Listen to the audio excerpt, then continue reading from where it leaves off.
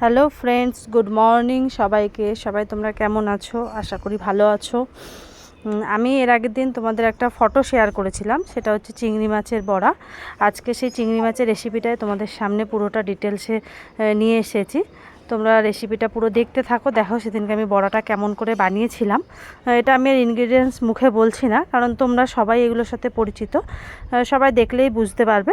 তো তোমরা ভিডিওটা দেখতে থাকো আর ভিডিওটা দেখে জানিও কেমন হয়েছে। এটাতে পরিমাণের খুব একটা ব্যাপার নেই, তোমাদের যেমন মাছ থাকবে যেমন পরিমাণে তোমরা সেটা নিজেরা আন্দাজ মতো করতে পারবে। তো তোমরা দেখে নাও। Thank you.